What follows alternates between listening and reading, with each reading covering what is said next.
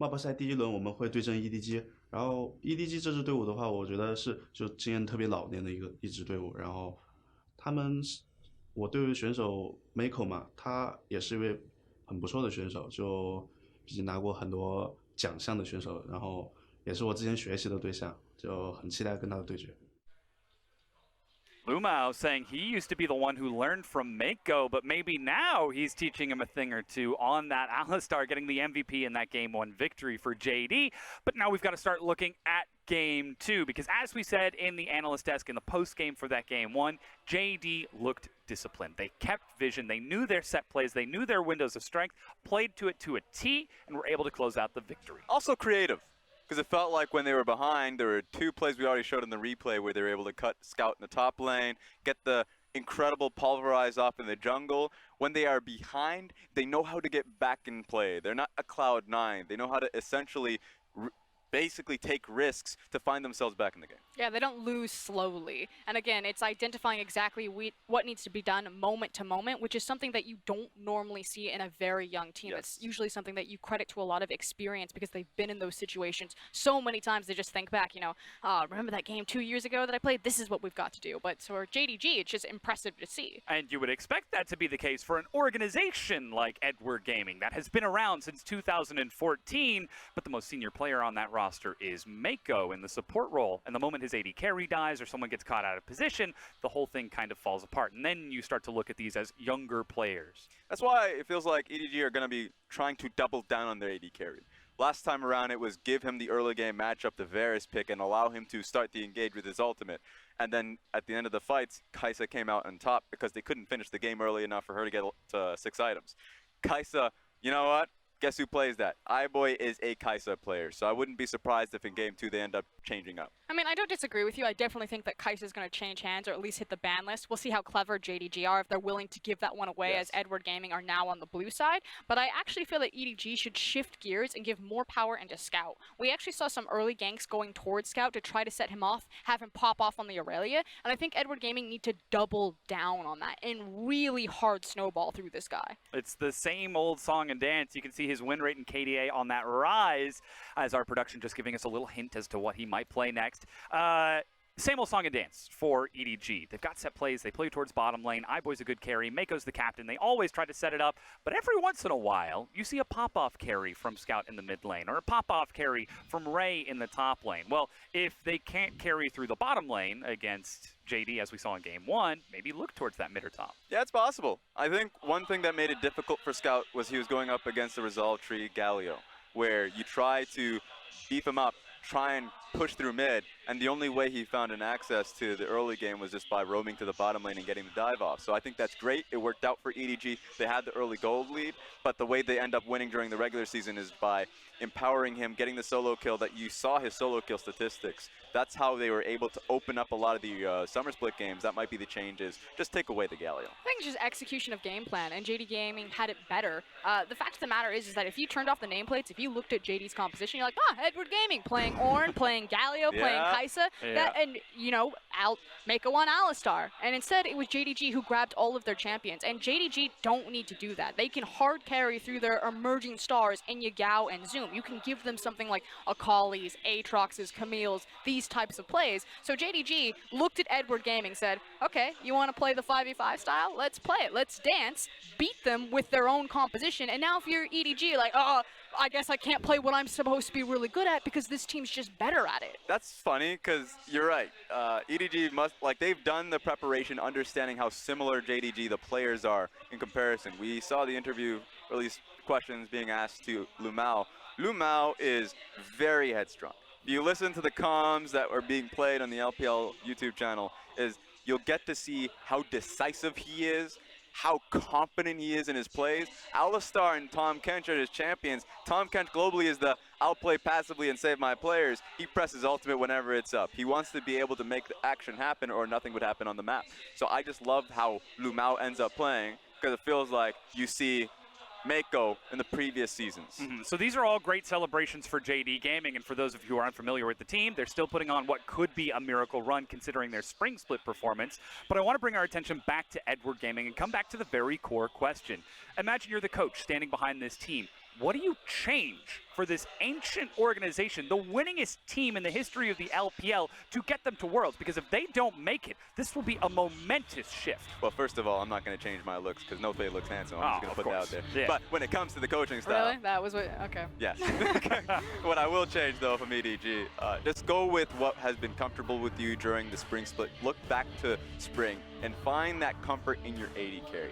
I know there have been a lot of blocks in the road here and there, but you can give him Kai'Sa, you can hold it back a little bit more, because I think iBoy is still a phenomenal AD carry talent that we saw international when he was in Worlds last we saw. So empower them in the late game. Now, here's the thing. Now, I agree. I actually think this is what Edward Gaming will do, Raz, Yes. that you're 100% right, that they'll go towards the Kai'Sa, they'll put all the eggs in the Mako iBoy basket. But I don't want it. Throw it out. Okay. It's not working for you. I actually want them to look towards Haro, to look towards Ray, and to look towards Scout. I want a winning top side of the map. I want Ray to actually get a real champion, not a potato, and let him play carry and give Haro a big playmaker. Prioritize something like Olaf, like Camille. Allow him to impact team fights and impact the map. That's real funny. Remember, Zoom did make a mention that, top lane, the guy plays both tanks and carries, and I would say during the regular season, the best we've seen from EDG is we saw Kled in the top lane.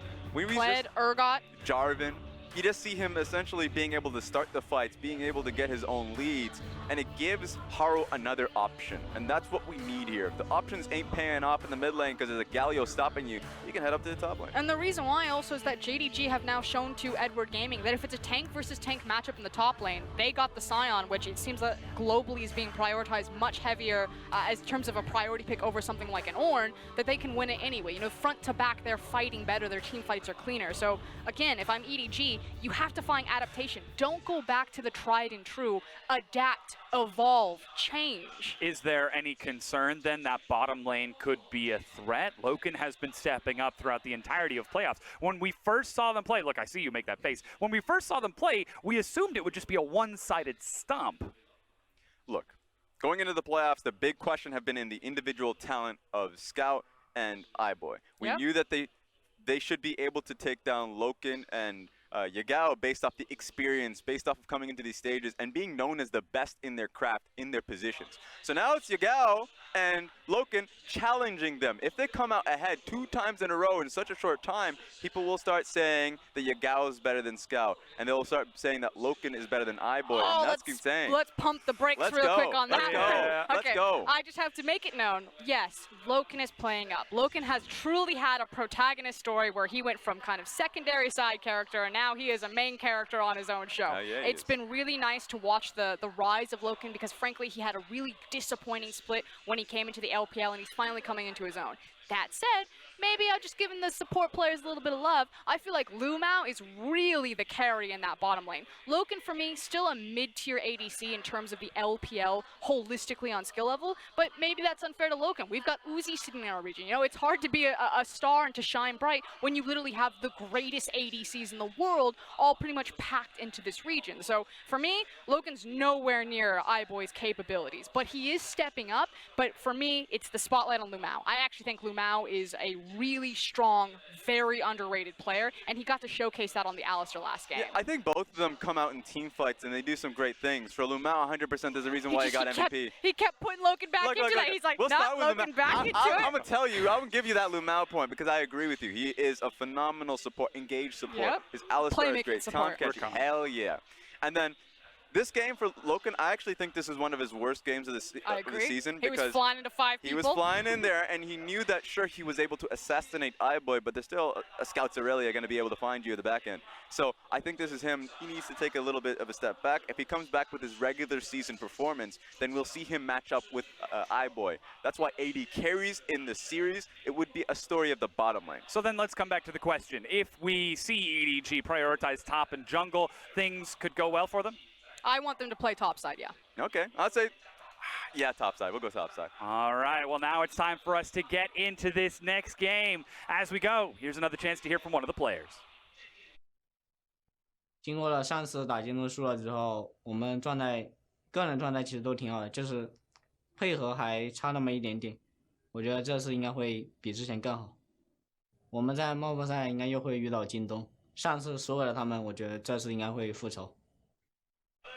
Yeah, synergy still lacking right there, and they're right, like team fighting should be where they're strong right now with EDG, but that hasn't really been the case. It wasn't at the start, you know, when they could actually pull everything to plan. But I thought that what was really impressive coming out from JD and just made me say, wow, this team has what it takes to make the full run through playoffs, the full run through the regional qualifiers as they can come back. Yeah, definitely. We got to a late game and they were actually able to bring the game back in their favor, and that's something that has kind of plagued, you know, JD through their existence. If the early game team can take it to you late as well, what do you really have over them? And that's what EDG has to answer right now. They are going to go on to the blue side, and I actually expect them to do a very similar strategy to game one. I know FLICKR was talking about how EDG should evolve, they should adapt, but I'm sorry, FLICKR, that's just not what we've seen from EDG so far. I feel like they're going to look back at game one and say our strategy was successful, but it was because of the mistakes that did not make it work. It's not about the stylistic differences, and I really do think EDG are probably still going to go to that. They're going to go for a very, very strong bot lane.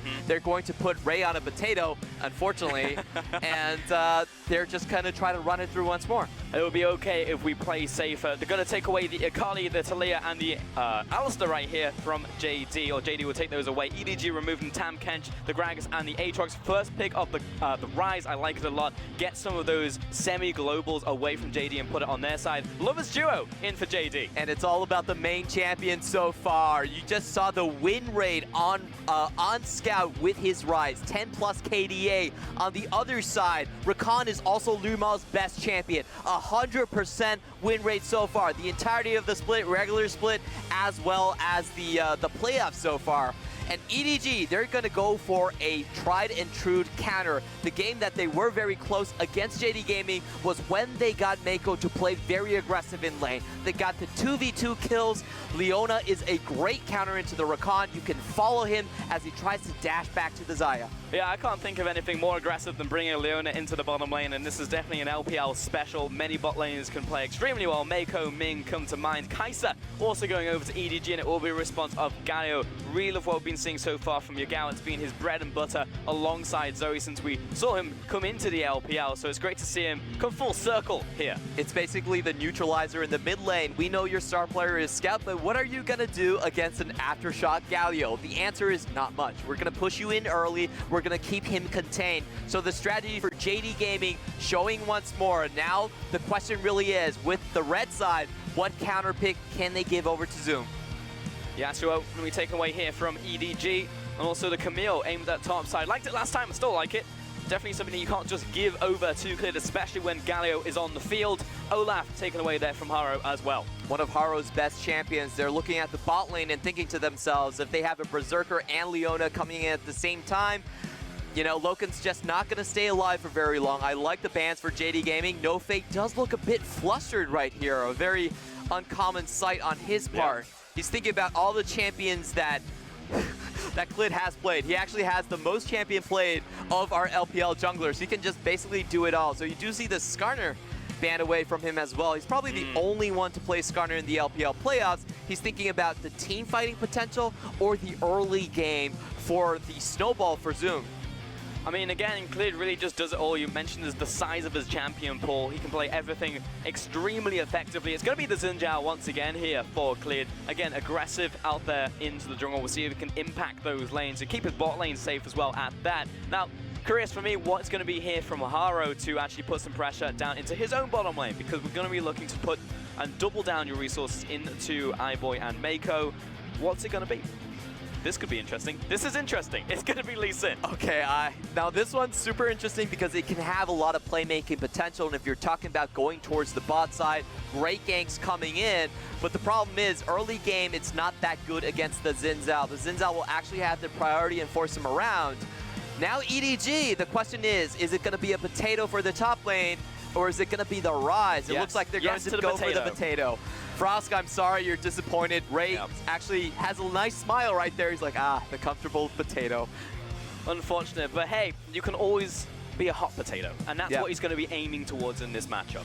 And now is the question, does Zoom actually have the counter pick for the top side? Now, we've actually seen this matchup play out. He does bring the Grass of the Undying towards the top side. Is a very strong lane bullying champion.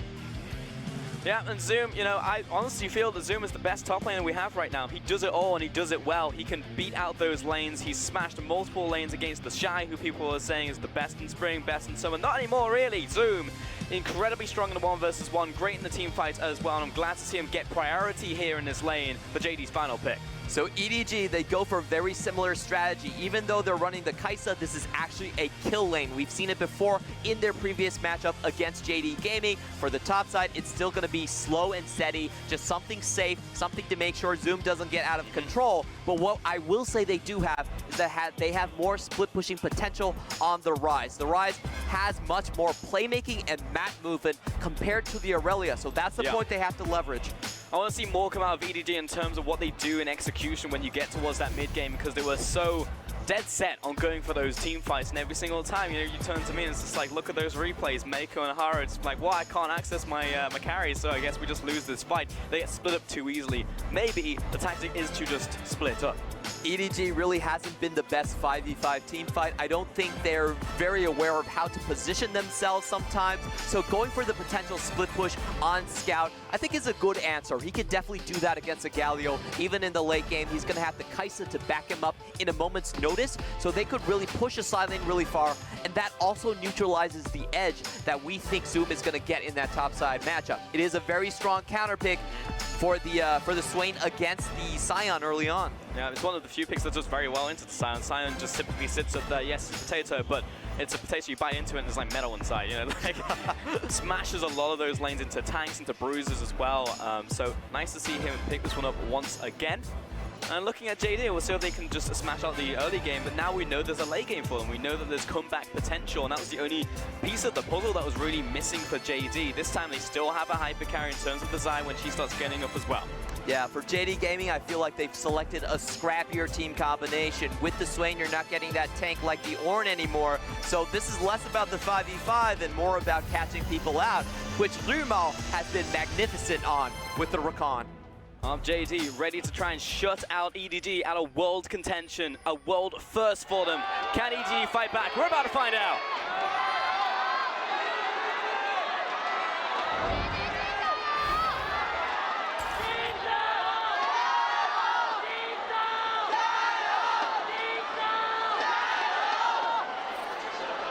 I'll be honest, Clement, this is the first time I've ever heard the EDG fans not organized. And JD, you know, the man's going to be there every single time. He's always going to be there with the crowd chants. And it was just chaos there from EDG. If there's one thing you have to know about the Chinese fans is that they root for whoever they think is stronger. It's not going to be like NALCS where it's like TSM, TSM. They're not in the playoffs anymore. TSM, TSM. Yep. Right here, it really is about the mandate of heaven. You just give it to whoever's going to give your region the best chance going forwards to Worlds. So I'm not surprised about that shift. But that's incredible, right? Like, this is the first time that EDG could not make Worlds. You know, it would be shocking for them to take third seed, let alone just not go at all. You know, and JD right here being the favorites, coming into potentially tomorrow against Rogue Warriors. I mean, that's just a straight 50-50 as well. So it's just fascinating to see this one unfold. I'm going to take a look at the junglers right here. Clid starting from the top side, bot lane. Find a knock up there, Lumal. So JD Gaming, they are trying to leverage their level 1 power before Mako can follow in with the Zenith Blade. Knew that the Leona skilled the Q first, is willing to go over for trades. And if we look at the top side, we're actually seeing a very... That's a level 2 all-in. Yeah, that's the engage. Oh, that's level 1, sorry. Yeah, well, combine the levels. 1 + 1 is 2. You're not wrong.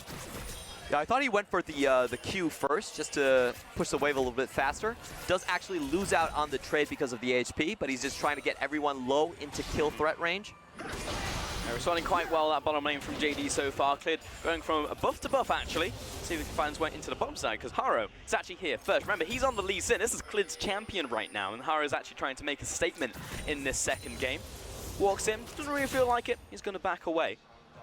The important thing is going to be about the wave manipulation in the bot lane. It does look like they're pushing out, but Haro, I felt like that play from Haro was very opportunistic, because the wave was so far into JD Gaming's own lane that he essentially wasted a lot of time, and even worse for that, he's actually spotted out by JD Gaming. So they knew he wasted a lot of time in the bot side for the level 2 gank, and now Clid could actually loop around, go back, and try to contest him. Yeah, he's got that information. I mean, that's the thing with the early game with Zindao versus Lee Sin. Actually have the damage output there from Zindao. 3 talent strike and the W, so much damage. You can see Zoom in the top side though, actually going for Inspiration first, taking the Kleptomancy. Going for Resolve second, Chrysalis. We have seen this from him in tank versus tank matchups. Yep. It's all about scaling up, getting your ROA just a little bit faster. And basically his read is that he's not really going to be contested in this lane. It's better to look forwards towards mid lane. And we do see Clid, with the information he gained, he is going to be looking for the Lee Sin. Might be trying to challenge as well. You can see he's actually just walking into the enemy jungle right now. Toss out the Scribes. Bloom is going to catch Lee Sin on his Merc Wolves. So that's exactly what's happening. But now both junglers know the whereabouts of the other. I think Clid should just be able to start it. Both of his solo lanes do have the push priority right here. And even with Haro, with the extra buy, Xin Zhao is such a scary opponent to go in on. If you queue in on him first and go in, he'll just straight up kill you. So no contest coming in from the Lee Sin right here.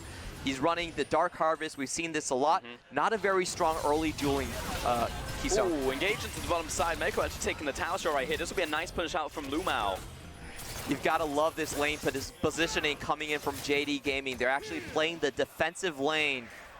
Haro's going in very deep though. He stayed in. Oh, the just punch hit the side of the wall right there, and Haro will escape with that one. He must have paid that wall off. That's what you call a paywall. Yeah.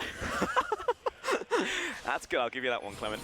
Yeah, I'll have to go back into his own jungle, move towards the bottom side. Only Krug's left now, and none of these ganks have really happened. Moving into the enemy jungle, that didn't really work out for him as well. And you see the farm differential. Bot side though, Lumao jumping back towards iBoy. Loken taking a bunch of damage, but Mako's the only one really in here. iBoy not getting his auto attacks down. And the problem with this is, like you said, iBoy can't actually follow up in any of these trades. They're pushed up too far in lane, and even though JD Gaming are losing a lot of CS because of it, I feel like they're actually playing incredibly safe. The last time we saw Mako play Leona, he was getting kills in the solo lanes, and that's the big thing for EDG to snowball. But Haro just feels like a homeless person right now. He's just going from lane to lane, just like trying to find anything he can. But Clid is 2 levels ahead of him. Yeah, Clid and that's is so far ahead. It's just the early game snowball. He went to the bottom side while the lane was so far in JD Gaming's bot lane. He got spotted for it, and Clid is just like, I will contest this. It's an easy contest for me. I have the level advantage. My solo laners are split pushing forward, so I'm just going to go for it. Now, you have to give it to Haro. He was willing to risk his own life just to get the wards into Clid, so he should know that the Xin Zhao is in this side. Oh, he does now. Facing down the man with the spear, tosses out the Q, follows up on towards him. Loken trying to get there first though. The W connects out from iBoy, but doesn't have the ultimate just yet, so we'll shove him out of the jungle. That would be a nice win there for Haro. Faster rotation coming in from Mako and iBoy, and that's what really changed the difference right there. If you're looking at just the solo, of course, Xin Zhao does take it. He's going to spot him again, Clid. Taking out the grab before he can even get in close. And a lot of gold over his opponent. So Mako and iBoy are actually pushing up, going to have to push through the tribe. But sidestep in from Mako, but here can Galio in from the mid lane. Able to follow up on this one. Mako flashes the wall, and Haro does not want any of this. But here comes the collapse out from Scout, opening up the fight right now. But Haro's by himself, but so is Lumao. That'll be first blood over to EDG. They look for the follow through. Scout leading the charge on this one. Loken out of mana, but they're already back to the turret. Overcommit coming in from JD Gaming. They expend all of their ultimates but don't find a kill, and right there with Scout, he was already waiting for them, rotating. They also get the river vision advantage off of this play as well. Scout moving back towards the mid lane, and EDG striking first on this one. It actually looked that JD were going to do very well on that, but Lumao getting caught out on the backside. Great rotation coming out from Scout. Yeah, the key thing right there was that Lumao could not find his crowd control initially onto Mako. They were looking to chain that up with the damage, and then Mako avoids another knock-up coming in from Yagawa as well. The play does fizzle, and they're in panic mode. They have to get out of here. Great play by Haro, going in, slowing everyone down, and then Scout is just there for the cleanup. Good stuff coming out from them into the bottom side. The play being maybe a little bit too aggressive there from JD, burning all those abilities. But in the top side, top lane island, just farming away. It's a nice day to be a top laner. Zoom's just equal and far, but of course he's got his Kleptomancy running, so he's going to be ahead in that one. And I'll be seeing the rest of the map probably 5 minutes from now. Probably. I'm just gonna see how JD Gaming play. I do expect them to continuously focus on the top side. Haro wasn't spotted here, so he might have the first run into this. Oh, I mean, that's the lockdown. Flash out of the Q there from the Lee Sin. Well played by Zoom. Tries to turn that one around with the Demonic Ascension, and Clid was also there just in case that Ray decides to go all in. Was a very lucky play for EDG because Zoom was willing to play forward, knowing that Clid was right at the blue buff and already setting down wards. But the thing is that they didn't spot out Haro. Haro was actually already in position for that play, so I actually feel like Zoom, he manages to step away from a disaster, a bit of an unfortunate turn of events for him, but he does get out scot-free. He does. Has to burn the flash though. So there's a potential for him to move towards the top lane. No ultimate, no flash from Zoom. Maybe Haro can make that one happen now that he's just dinged 6. We'll also have his Dragon's Rage. And Clid is just slicing through a jungle right now. Still ahead in terms of farm, still ahead in terms of experience, but starting to equalize between the junglers. Bottom lane, iBoy getting ahead in farm, just a wave or two over to him. But Clid's had constant control over these crabs in bottom lane and top lane. It's just so hard for Lee Sin early on, and he is running the Dark Harvest. We should talk about this summoner a little bit. Pre-15 minutes, it's not as worthwhile as the Electrocute, but when you come into the post-20-minute team fight situations, you can pick those soul shards up from your own teammates, from the enemy teams. You have exponentially more damage. You have 9 chances to get that Dark Harvest to proc. So that's why we're seeing all of these warrior champions going that way. The Graves, the Lee Sin, even the Rengards are going for the Dark Harvest now. So if it pays off later on into the game. We're actually taking the camp away here. First time he's actually getting a successful invade off, but it means that Clid open up now to move towards top lane or mid lane. We're still pushing for him. And blue buff is up. Trying to look towards this mid lane though with Scout. Yagao does have everything, including the flash. But Haro's in the bottom side. I believe Haro was spotted though, going over the control ward on the right side.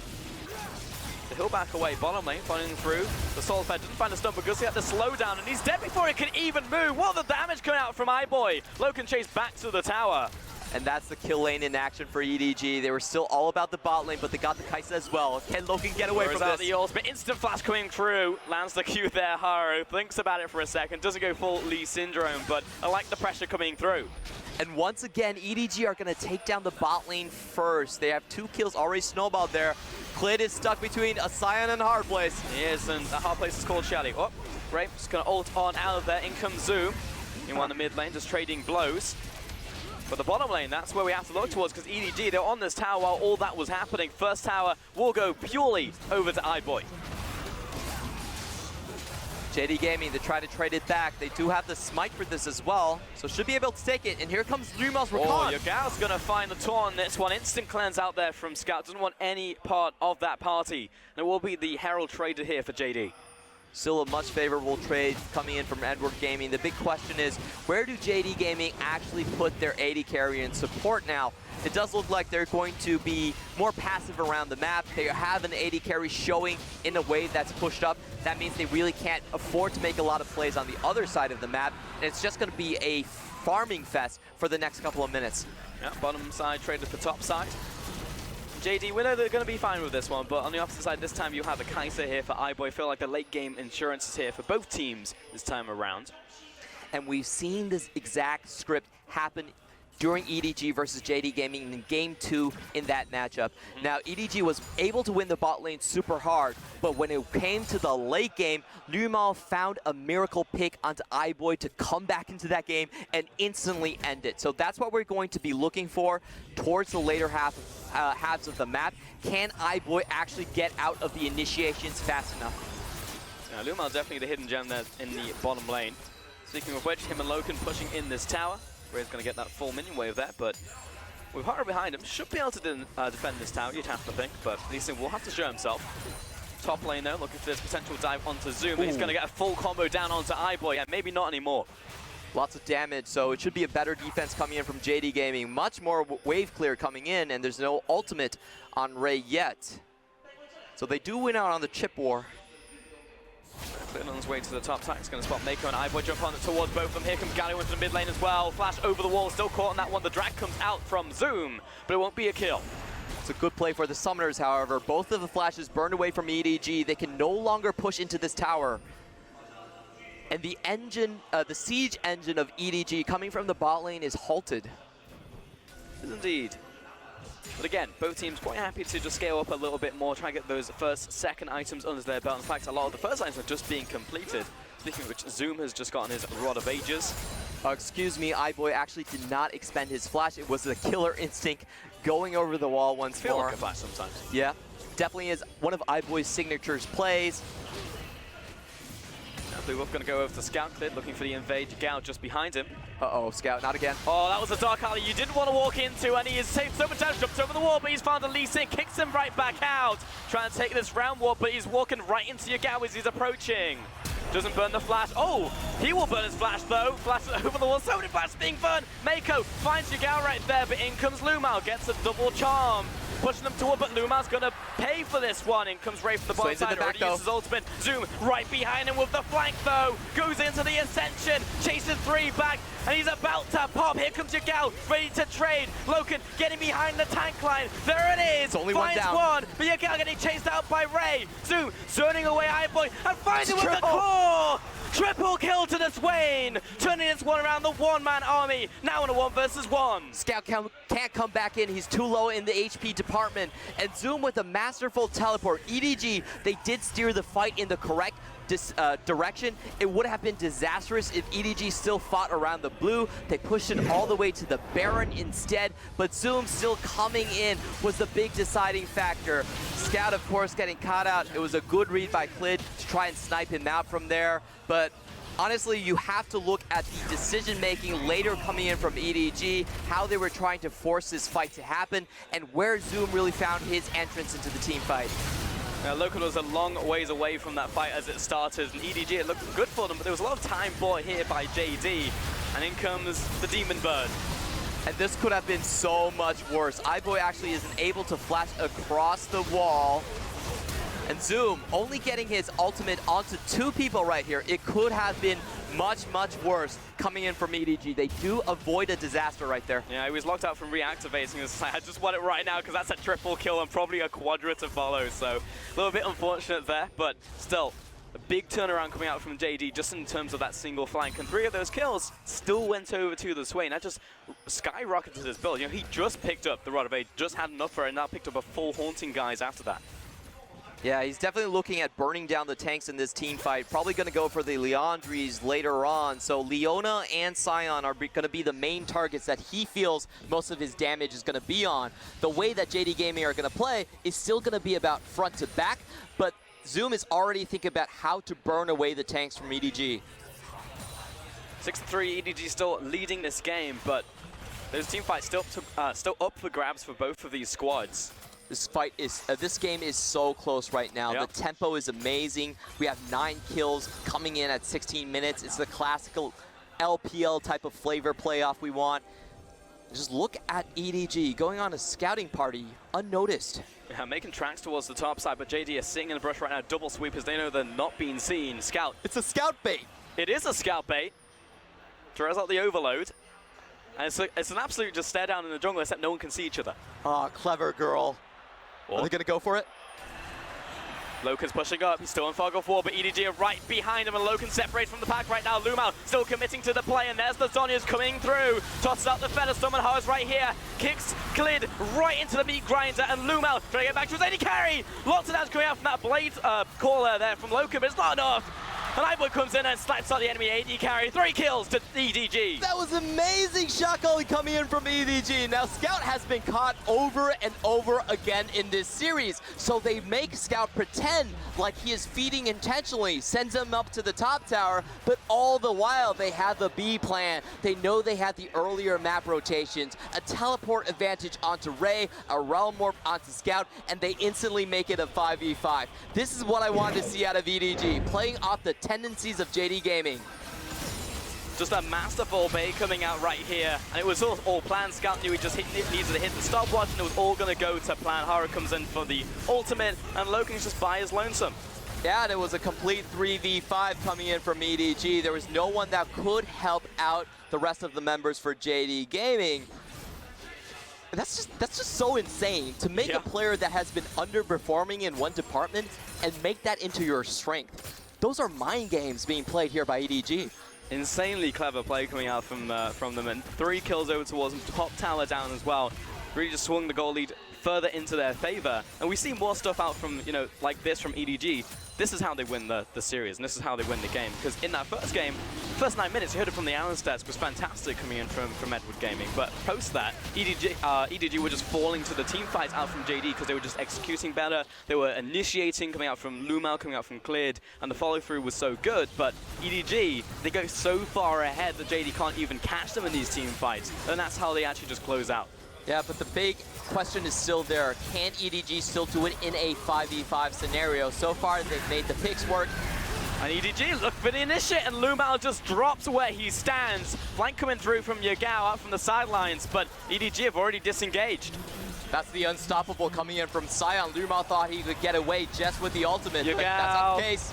Heroic exit, makes it out. Appreciate what Mako was looking for right there. Didn't quite connect the Zenith Blade. Very close indeed for JD Gaming right there, and I felt that was a little bit ambitious to try and defend the tower with just your bottom lane in front of a Sion and the full team coming in from EDG. And EDG just punished that instantly. They recognize that you're not in position. We have a lot more map mobility tools this time. We're going to go all in. 20 minutes into this game, and EDG have a 3,000 goal lead. I really feel like this Rise Pick has worked out in more ways than one. We were thinking about those semi-globals and how they're going to rotate, but we weren't really thinking about how he's just going to be the core part of their strategy in being bait. And that has just turned all this around, and EDG now making proactive moves. Very kind of similar to JD when they get ahead. They feel very competent to make these plays then towards turret, towards these objectives, and take the first punch, and that's when they should be able to overwhelm. There's actually been very few fights. I think one in game 1 where a team actually turned it around when they were initiated upon. It seems like the initiator will just get the best of them. Definitely has been the case so far. Just looking down the goal graphs, however, we can see a big lead popping up for both iBoy and Scout. The carries are ready to control the team fights right here. And the question still remains, can EDG actually do it in the 5v5s?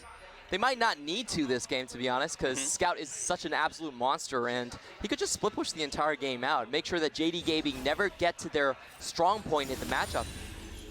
Yeah, 1-3-1 is possible, 1-4 is definitely possible as well from EDG. JD, though, they have initiation abilities. They've got Lumal and Yagao, and that is definitely a way you can start a fight. And to be honest, we haven't reached the point, the threshold where we can really say that JD are just out of it. I think game 1 really just demonstrated the fact that JD could always find a way back into this series historically, where that would just be the place where it's like, okay, well, if you win the early game against JD when all of their plans don't work out and you can shut them down, then they're just done, and then you move on to the next game. But this will keep going until the Nexus falls. And this game is just so reminiscent of game 2 between JD Gaming and EDG. In fact, they have so many of the same champions. But we're looking at EDG pickoff right now. Zoom under attack on the bottom side. Doesn't land the knock up there from Ray, but in comes Haro. Throws out the ward. Still behind him. Zoom pops the ultimate. The rest of the team trying to get towards him, but Scout's there first. Lines up, flashes away. Kick out from Haro, but Zoom's still alive. Cutting back on this one. Haro will try and escape. Pops the Zonyas. And Scout's going to be challenging into 1v1 combat, taking him out. That'll be the kill. But meanwhile, initiating there onto iBoy. Haro and Mako trying to back away right there. The front line comes up, and iBoy goes into castle. He backs away, and he's good. Insanely well played. He actually only uses the flash to stay alive in that situation. Gets the killer instinct shield, is invisible for a split second, able to dodge out a lot of those damage abilities coming in. And JD Gaming, they actually had a decent chance at just straight going for the Baron, but instead the pick to equalize doesn't come into fruition. So bottom lane just being pushed up. Someone has to respond to this push. It's going to be Yagao. Doesn't have the teleport. They really would like it to be Zoom, but he's dead currently. Liz will move towards the Baron because that's going to be the next big objective for these two teams. Gets priority in the area. Clid jumped on by Haro. Thinking about following through, but still gets the priority over the area, places down the wards, and EDG just with control. And we just had a replay of the fight where iBoy was caught out on your bottom left screen.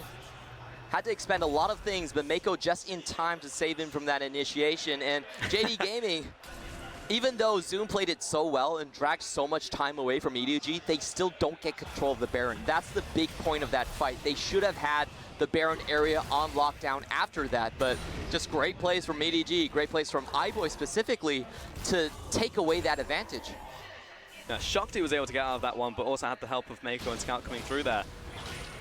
EDG just consolidating resources, haven't really given anything up yet. Looks much better than game one. You know, around this time, JD was starting to find team fights up against them once again.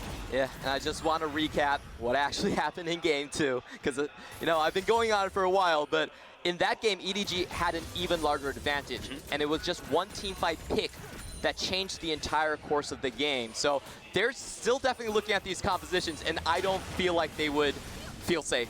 They would definitely say, you know, we have to keep all eyes on iBoy. He needs to dodge out on all of these situations. We've seen this exact play coming out from JD Gaming. We need to learn how to anticipate it now.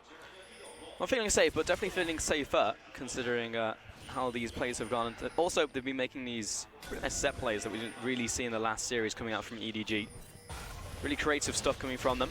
Meanwhile, looking at the items once again, double items being completed by a lot of members in this game, actually. Top, mid, and AD carry for JD. Similar story on EDG's side. We've got a bit of a stare down in the jungle, top side for JD. A lot of wards come down, though.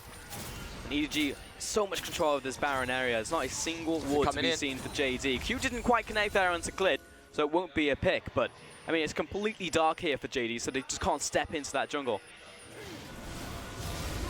They have caught Yagao, however. Yeah, he came down. He just wanted to place down a ward, man. Flashes over the wall. We'll see if that one's going to be worth it in the end. Sion also locked down his ultimate during that whole passage of play. And you can see JD Gaming immediately pushing out. They're trying to draw EDG outside of their own jungle to some place where they can see them and hopefully go back into their red and then clear it out. So let's see if the rotation happens. EDG, they're faking a Baron though. They're starting it off. Yeah, no pings have gone on towards it just yet from JD. They're blind to this happening.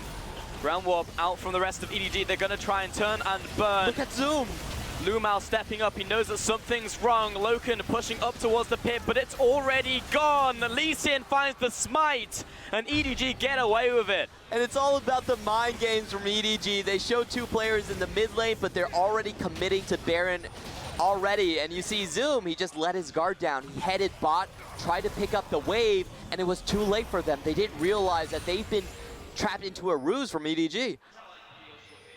JD caught the pants down, honestly, and Ocean Dragon to spawn, but it's a small consolation prizes for them. The crap over to Loken, but EDG again with priority in this game, 25 minutes.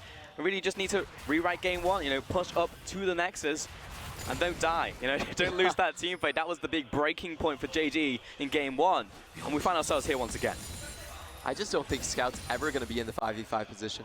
Yeah, he's going to be in side lane. Yeah. I don't think anyone beats him either. All EDG really need to do is to make sure that quadrant is lit up so JD Gaming can't surprise them with a pickoff, and they can leave Scout on one of the side lanes. They should four-man group elsewhere. Yeah, mid lane being set up, top lane the same from Bray, has that teleport, and Scout sitting in the bot side will even manage to get this dragon. They're actually taking everything away from JD. Only 2 towers, 3 kills to the name currently. If you look at the items in the top lane for Sion right now, Loken just can't deal with them at this point. He definitely needs the true damage coming in from the Infinity Edge to start cutting down these tanks. For the Leona as well, so this is a massive strong point for EDG. JD Gaming simply do not have the item advantages to go up in a 5v5. I don't care how good you are at the 5v5. I just don't see JD Gaming actually winning it. Having to kill iBoy immediately, Scout's going to be by himself in the bottom side. You need at least 2 people to try and deal with this guy. Zoom's already going back to base because he didn't really have the mana to straight up dual Scout. The best he can hope for is trying to clear out the minion wave in front of him. But it's Baroned up currently, and he might just take this one away in front of his eyes. Yeah, I mean, there's nothing he can do about this one. So the tower goes down. Scout's split push is going really just unanswered from JD. And mid lane being pushed in as well, slowly just cracking these turrets, pushing them back to their base. It's about how much JD Gaming will lose during this Baron play right here. I don't think they're going to look for a fight. A pick maybe, but it's still a very risky decision. You have Galio on the top side of the map, so he's not going to be able to respond to this. Try and make this as clean as possible with your EDG. No crazy engages coming out from JD. Lock down Lumao. Make sure you know where he is at all times. Don't allow your Gal to get into that backline once again. But there he is, speaking of the devil. Charging up the taunt, lands on Taharo, but everybody moves up there from EDG. Can't move in on this, and JD pushed up to the inhibitors. But that will be it here from EDG. Seems like that's the end of the Baron push. Let's take stock at how much JD Gaming actually lost right there. So in total, it was one tower in the mid, another tower in the bot side. So I actually felt like JD Gaming, you know, they defended quite well. They didn't go into the trap of EDG forcing a team fight. EDG were showing their 4-man. They were hoping that JD Gaming maybe would try to initiate on them, set up another bait right there. But JD Gaming, they knew they didn't have the damage. They knew they didn't have the items. They just have to scale up. The Infinity Edge is going to be the big one and the turning point. Yeah. Tawal's off, though. If you can find a trap in the jungle, perhaps that's the way. It would take Mako walking by himself towards this one, but to try and make that potential play happen, they give up the top lane pressure. So this will go down. All inner turrets dead now for EDG. Feeling good. 6 towers to 2. That's a good push. They'll back away, or we'll go back to an equal game state. I feel like it will probably come down to another Baron, another big monster objective. Yeah, and EDG has never had such a big lead against JD Gaming. Not in the playoff series that they played before. The last 2 best of 5s, yeah. Yep. 9K up already. Item leads onto both carries. Honestly, this should be a very clean finish coming in from EDG. Should be, theoretically. Should be. The onus is definitely on JD to find those flanks. Make it happen. Because last time they actually made it happen around Baron, even though they walked through all the wards. So, cancel out those mistakes. That was definitely the mantra coming into the second game for EDG. And you called it right out of the gates there. It was just like, well, essentially probably going to do a similar thing, but just try and make less mistakes. You have to look at that mid-game lead, the mid lane lead, sorry. 4K over his opponent at this point. That's an item and a half. That's a lot of gold. Yeah, Scout's going to be an absolute monster in one of these side lanes, and Yagao even on the Galio with the extra magic resist, I don't think he can hold him down. It's got to be 2 people, to be honest, so at the very least the Swain. But speaking of that Swain, he's in the top side, completely locked down. The Subfall just sidesteps the Cyan ultimate, but Eyeboy's over the wall, can't go near that one. Soul Flare over the wall as well. And just caught off in the side lane. Scout will get the kill. I do really like the response from JD Gaming, however. They know that Zoom is lost. They tell him not to flash, and they instantly shove all of their waves forward, just to make sure that they can delay the game even further, because EDG right now, they're going to have to pick up the mid lane wave. They're going to have to deal with the bot lane as well. Planting the flag, though, in mid lane here, Clement, and top lane, you see how much damage he's doing to that tower. He's so much AP at this point in the game, and JD just lost so much from that. Loken was actually hit by the W. Oh, wow. Delays his back by so much time. We didn't see the start of that, but it did seem that Loken took some damage and actually had to cancel his back. So a massive win coming in from EDG on that rotation. But it was set up ready from JD. You know, they decided they were going to plant their feet, move up to the mid lane outer turret, and it's like, well, if we can get this one made with the inner turret and bot lane, that's the best they could have hoped for. But I still wouldn't take that trade over exposing an inhibitor. I wouldn't either.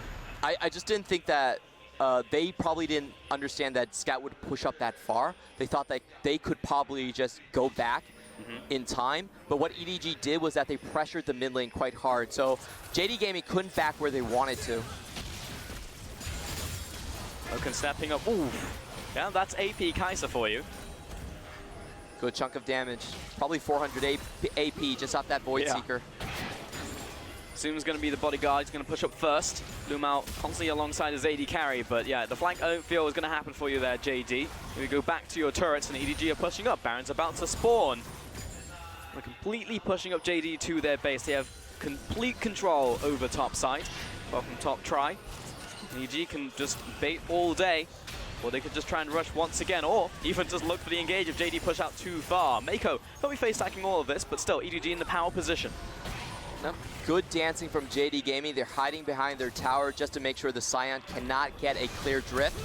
But Clid's got out. Cleared off on the side, looking for that flank. Has to burn the Crescent Guard for that pleasure. There's going to be a fast rotate though. Look at this from the Rise, straight on towards the Baron, and they are burning it down. Yagao leading the charge right here, but he needs someone in the pit to follow through. Clid Down to flash. 4,000 HP, slowing down Clid over the wall. There's Scout looking to assassinate right now. Goes into stopwatch. Great taunt coming out from Yagao, but Clid's dead. 4 versus 5 for JD, trying to disengage from this. Damage control for them. Big knockup coming out from the Galio, but here's iBoy in the back lines. Gets 1 kill. Loken has to push forward and dies. JD with 2 versus 5, trying to turn it around. The big beefy tanks. Can they make it happen? What? Oh my God! Swain comes out with the double. Haro will go down, and the Dumpling duo making it happen. EDG, they were in a 5v4 position, but their carries were stuck with Zoom. I'm not stuck here with you. You guys are stuck here with me. Apparently black dumplings do exist, Clement. I just saw one on the Rift. Oh my god, 4 kills coming out from that duo. And JD, how do they do it? They take it back into 5v5 once more. That was not their fight to take. That was going to be the final blow for EDG, but they find the first pickup on Scout. Zoom is relatively unharmed, and then they transfer all their damage directly onto iBoy. I need to watch that again because I just thought it was a done deal. Yeah, I mean, when you take out all the damage dealers and there's only the 2 big beefy tanks left, you're just like, well, that's over, isn't it? But they just killed everybody. Massive pop coming off. I think it was the Demonic Ascension that really just turned that fight right here, but we can see it one more time.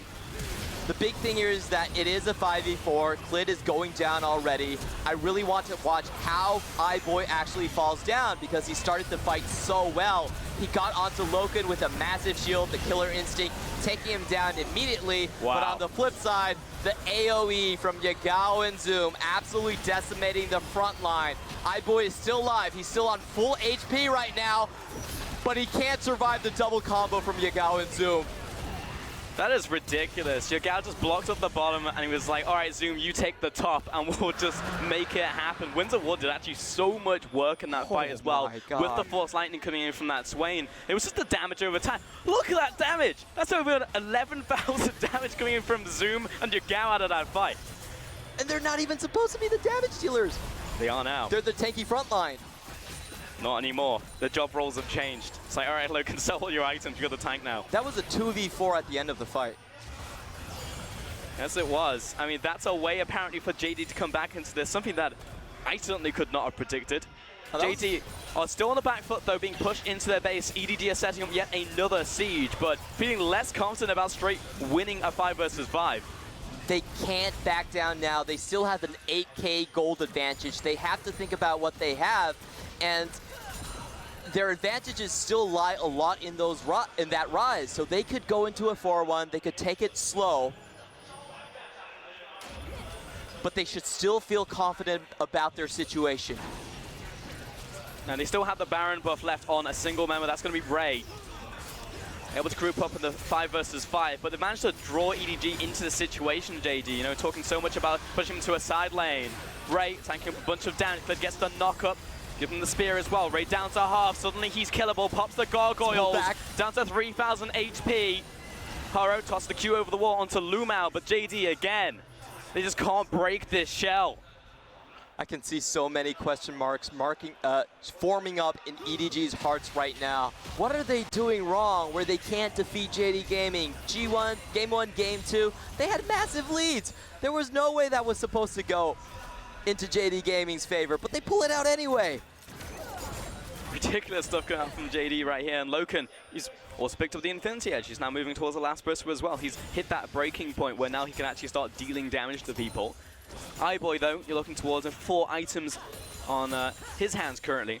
They should be able to theoretically take down those tanks, but he's got 2 of them to contend with. And that seems to be where the problem's coming through, because eventually he's going to have to step up to one of them. And I like the itemization coming out from Zoom as well, getting the extra sustain and magic resistance against iBoy and Scout. So you can see a problem with EDG's composition actually forming up right now. They don't really have physical damage. The majority of it is all magical. So JD Gaming are looking at that and they're thinking, hey, wait a minute. If we drag this on long enough, we're actually favored in the 5v5, even though our composition doesn't say so. And then it once again feels like EDG are on a bit of a timer. You know, the story suddenly changes for them. 37 minutes. Next Dragon's going to be Elder. Again, another way for them to draw JD out, but these team fights are not set in stone. That's a lot of health, by the way, from Ray. That's like 5,000 HP without gargoyles. They're going in on the open inhibitor right now. Look at the flanks coming in. Clid is looking for it. But he is spotted. He is spotted on that ward, yeah, and just want to fully commit to this fight if they don't necessarily need to. Both teams being a little bit skittish, and rightfully so. Inhibitor still up. But EDG don't feel confident enough to just push all the way through. But it's good for them to keep pushing up, though, because Baron rather actually spawning another 90 seconds. Third one of the game. What really needs to happen for JD Gaming to actually win a team fight, I still squarely give the advantage to EDG. There's no doubt about that. If it comes up just to a front-to-back 5v5, I still think EDG wins. I honestly do. So what JD Gaming need to do to turn that fight around is actually get Zoom in a very good position. The way they're going to do that is try to find a teleport flank. I think they need to have wards venturing out into their own jungle, so they can allow Zoom to come in from the back and do what he did at the Baron Pit. For iBoy, try and get to the end of the fight alive. You know, it doesn't seem like he's been able to do that in those 5 versus 5 so far, in those skirmishes and when someone's trying to pick him out. That seems to be where he can shine, you know, when he sees all the abilities coming his way. But there's so much happening in these fights. JD are sometimes over to just straight overwhelm him in this one. Look at the wards that JD Gaming actually have set up. It's impossible for EDG to swipe out all of them, so they're going to have to be looking behind them when they step up to this open inhibitor. That's again at this Baron stare down. Like the idea there from EDG in the last one, just try and burn it as fast as possible all the way through the jungle with that realm warp, but maybe have to play it a little bit safer, drag JD all the way through the vision. But while this has been happening, JD have actually pushed up into the bottom side of the jungle. So it's not like How's going to spot all 5 of them sitting in that brush. Loken's pushing forwards though. He gets the we'll red. find the red buff. Yeah, there's a big crit coming out from him. That's just such a momentum changer. You know, you feel the confidence really coming in when you can do that against a smite. Yep. Haru didn't really want to smite in that situation. But, I just hope EDG are not skittish in this. They still have an advantage. They should go in. That was 2 Ws coming out from iBoy. He presses forward with the killer instinct. And they're already on the Baron right now. Loken has to heal up. This is plenty of time for EDG to burn this one down. It's a 2-man currently down to 4,000 HP and Clid trying to get access, but Mako is there. Stops him from moving into the building. And EDG this time, that's a clean Baron take. EDG, they keep their wits about them. I was really worried about the situation. It didn't seem like they could crack JD Gaming, even with the gold lead that they had. Double Void Seekers was essentially the setup to that Baron, yeah. Yep. Turns out iBoy's just really good at darts. Well, cleared off to the side once again. See if we can get in there. Again, Lumal doing the same thing. I mean, EDG are going to step up and see the fact there's only 3 people. I wonder where the other 2 are. Look at that ward straight behind him. That's so dangerous going forward. Lumal is actually doing a complete loop-de-loop all the way around to the bottom. He knows he's out of vision, turns the corner, and it's on. Moves onto the tank first off, and iBoy still protected. In comes Yagao, trying to keep up the front. And Haru just get access onto Loken. He's able to turn this one around. Takes out Lee Sin for the first time on the backside. Yagao goes very deep, maybe too deep. And now Zoom under attack by some time. Haru escapes from the play, and everyone from EDG still alive. Lumal access into the backside. Finds 2. It's going to be a wipe here for EDG. And the triple down, Logan goes down, it's gonna be EDG! Quadra out from iBoy, and EDG find the front to back! And JD Gaming thought they had the turn on them. They saw Scout heading over towards the Elder Drake. They were willing to initiate, but a much better play coming in from EDG. They back out of the AoE area, coming on top of Ray. And their carries stay alive to take the game. The machine is rebooting. They take us to 1-on-1. So many great plays from EDG. They might not have evolved the draft much, but I feel like they're getting into JD Gaming's head. They understand the plays that JD Gaming are going to throw at them, they're anticipating them, and they're ready to catch the throws. And for the majority of that game, they actually managed to keep the gold lead. You know, the last game, it just fell off a cliff at the end, and it felt like that was a potential for this second game when we saw Zoom and Yagao just go to town in that team fight. But EDG, again, they don't lose focus. I think that was the biggest thing. Exactly when you were calling it, Clemens, it's like, well, they need to keep pushing up because right now they should still, theoretically, be able to beat them in the front to back. Definitely was the case right there. JD Gaming, they almost come close to a 2-0, and they're they actually did more damage throughout the entire game as well. If you look at the damage graphs, Loken had a masterful game. Swain just Zoom pulling out the impossible in that Baron team fight. Unfortunately, it wasn't enough. I felt like they fell way too far behind in terms of the early game, and we're seeing a common theme right here. EDG, if they get the counter picks, they're always able to crack open the mid lane and the first tower. It allows for so many rotations. It allows for so much map control right there. So this is something that JD Gaming have to face. They need to think about a way to deal with the early game. Yeah, maybe more priority in those lanes. I mean, they had some of it. We had Zoom in the top side. I mean, that's going to be, for the majority of going to be an equal matchup, so we can farm up until later. But it does seem like the mentality right now from that team is go later, go towards those team fights and try and outplay EDG. But historically, where the strength has come out from JD, especially into EDG, it's just striking first and striking hard. Getting advantage, not allowing EDG to do anything, not even set up those set plays into top side and ever get to that point. So maybe the drafting now changes, but we're essentially set to a best of 3 now. For now, we're going to send it back to the analyst desk. Thank you so much, and EDG equalized this. Looks like we might have ourselves a run of this series, or it could just play out exactly like your predictions, and we could go 3-1. But this is a really good start for EDG. I love the fact that not only do we see the same early game strong points from EDG, but actually the added creativity in the mid game. Because if JDG played it exactly how they played it in game 1, then suddenly mid game control, or just like the tempo that we were talking about, the rotations that we're issuing here, this just fizzles out. Well, I mean, for me, like, I agree with you, but I want to focus in on the Rise. I feel like it was the same story that we saw from Invictus Gaming versus RNG just yesterday. We as a region, we're really good at playing Rise. You give Scout Rise, it's one of his signature champions, and how much you can abuse and eat up the map. It fits perfectly with Edward Gaming's style. It also gives you a power point that you can play in the mid lane because you have targetable CC, as well as kill pressure. You can roam around a lot. You have hyper-scaling late game insurance policy with the Rise. I just feel like this is the pick that JDG didn't respect. They gave it to Scout, and now that Edward Gaming looked so competent on the pick, which we knew that they would be. It is a playstyle that they like to go back to every single time, like majority of the LPL. It shouldn't happen again. I think that Edward Gaming don't get this draft again, and they don't run over in the late game JDG again. The combination of Ryze and Kai'Sa really did it for me, where they were able to just push in red side jungle, and usually against teams like JDG, you have to be worried about the 50-50. But in this case, they just got 2 free Barons because they would make the Ryze realm warp play on towards the Baron and just completely burst it with the AP Kai'Sa build. And that's where we look to the celebration of Scout utilizing that creative Rise to create so many opportunities. Of course, our first one was, I believe, the replay fight in the jungle, in which he's able to realm warp back to safety with some very clever positioning to drag this fight out. The mechanics from Haro, of course, immediately saving out Scout starts it off, but Ray, the confidence to just flash in and start the fight was something we didn't see from EDG for a very long time. And it was crazy. At the start of this fight, you didn't really know which way it was going to go. Did Edward Gaming get picked out? Did JDG get picked out? Who's actually going to come ahead? There was a lot of missed flashes, a lot of cool mechanical outplays, and again, it just showcases, there's the missed flash, it just showcases how close the series is going to be. And Raz, I don't want to speak for you, but I think we're probably pretty aligned here that when we say that it's 3-1, yeah, we still emphasize that it's probably going to go to JD Gaming, but I expect every game to actually look like this. I expect it to come right down to the nail. It's going to be about the draft. It's going to be about getting these key picks and execution on the day. Not necessarily that one team is just infinitely better than the other and smash them in 15 minutes. I want every single game to be, you know, it's that 25-minute Baron play that could have gone either way, but this time around it went to Edward Gaming or it went to JDG. That's the thing, because at the end of the day, these are world-class players. They just need to play as a team and in unison. In that play, what it emphasizes,